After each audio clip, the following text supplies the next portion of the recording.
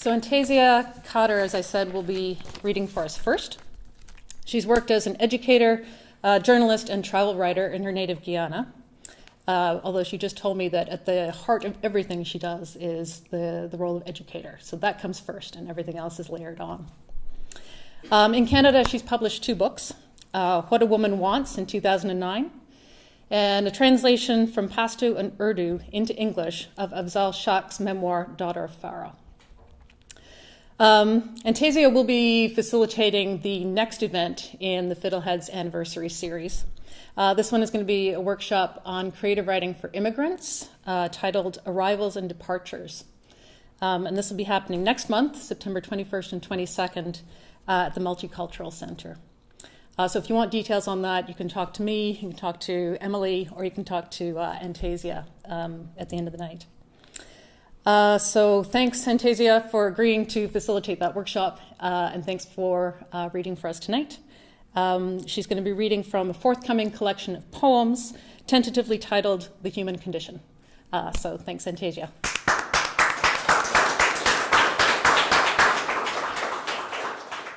So my first reading would be from my first novel, What Does a Woman Want? So that will be my first reading, and I'm not reading from the beginning, so please follow along.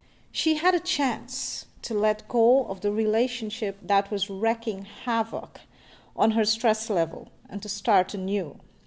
She was in a new country. This was her chance to toss it. It was her time. It would be any woman's time. But instead, she went along with the fabricated world that she had built around Nash, one in which she was gullible, desperate to feel the fire in his body that made her shiver. Maybe love is complicated. Maybe it does make you want what you don't want, desire the improper. Maybe it is a fleeting thing. Maybe it deprives you of your freedom. Maybe it mangles your sanity. Maybe it is misery encapsulated within the intertextuality of its definitions. And maybe if it is not these things, then it is not love. With these thoughts harboring in her mind, she typed in her contact information just that, "No, I love you. No, I miss you." These phrases, "I love you," "I miss you," Nash would tell her were not to be said. They were understood within the silent language of a relationship. Julia clicked send without any anticipation that his reply would be any time soon.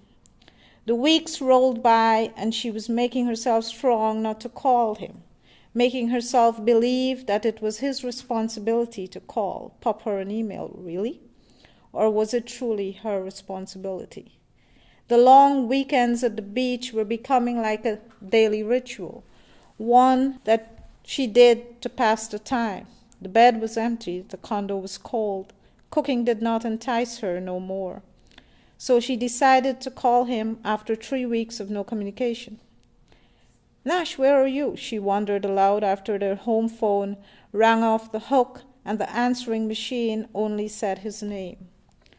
So there were a few changes around her house. She called his cell, but all he said was he was out and could not talk. He would call her when he got home. But like all the times he promised he would call, he never did actually. Julia felt as if the years were growing older, and all she was seeing was not herself. She didn't recognize the woman she had become. Her desires for the things that she wanted were no longer there. Her passion for life, for the world, was no longer there. She was seeing herself becoming this old maid with Nash sitting across the room playing with his television remote, looking for the evening news. Was this the lot of a woman? Thank you.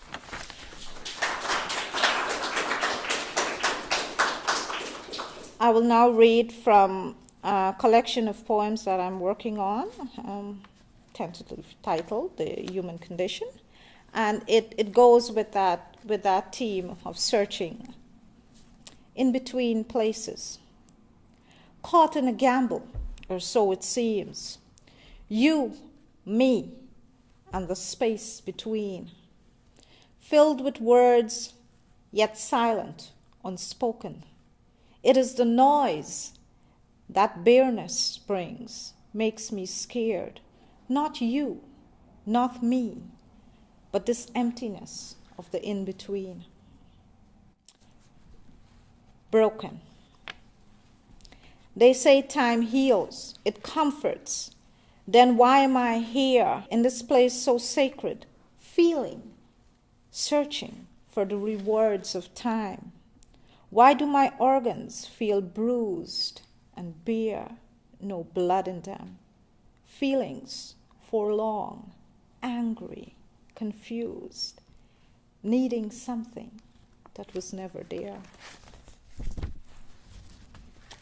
Love, to the end of self. Love, you intrigued me with your syllable. You taught me to document you with new meaning. You transgress new ideologies in my head. I wrapped my naked self into your warmth. It consoles me. Jealous eyes, they see me not. You medicate me with your tenderness. So dependent have I become upon your cliches and your abnormality. Then in a wink of an eye, you leave.